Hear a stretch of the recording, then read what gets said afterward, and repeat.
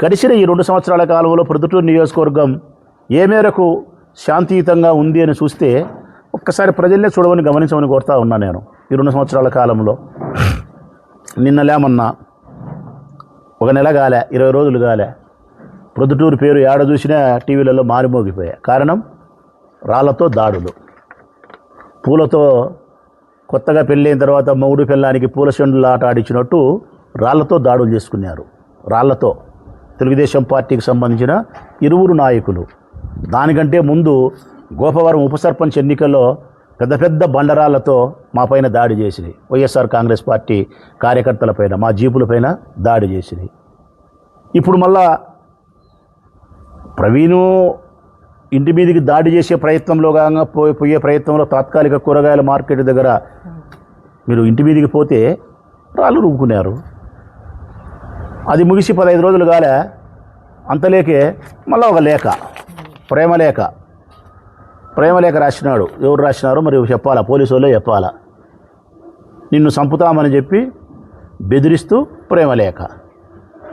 ఈ లేఖ ఎవరికి రాసినారంటే పర్లపాడులో చంద్ర అనే ఒక అబ్బాయి. పర్లపాడులో చంద్ర ఆర్టీఏ యాక్ట్ పెట్టినాడు ఆ పిల్లోడు.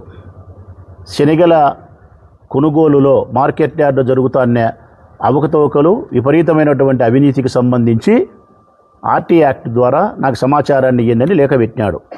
ఎవరు? పర్లపాడులో చంద్ర అనే పిల్లోడు. ఆ పిల్లోనికి రాసినారు ఈ ప్రేమలేఖ. ప్రవీణ్కో ప్రేమలేఖ రాసినారు, ఈ పిల్లోనికో ప్రేమలేఖ రాసినారు నిన్ను చంపుతామని.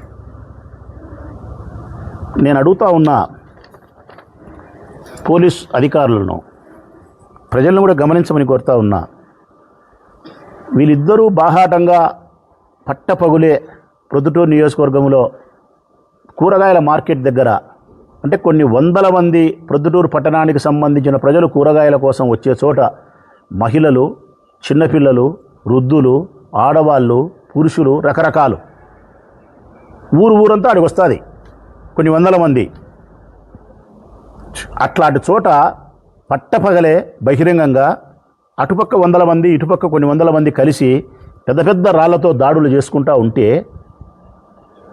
ప్రజలకు అసౌకర్యమాట దేవుడు ఎరుగు. ప్రాణాపాయ పరిస్థితి ఏర్పడితే తగలకూడని వ్యక్తికి తగలకూడని చోట రాయి తగిలి మరణిస్తే వారి భార్యకు పిల్లలకు సమాధానం ఎవరు చెప్తారు? ఈ తెలుగుదేశం పార్టీ నాయకులు చెప్తారా? పోలీసు వాళ్ళు చెప్తారా?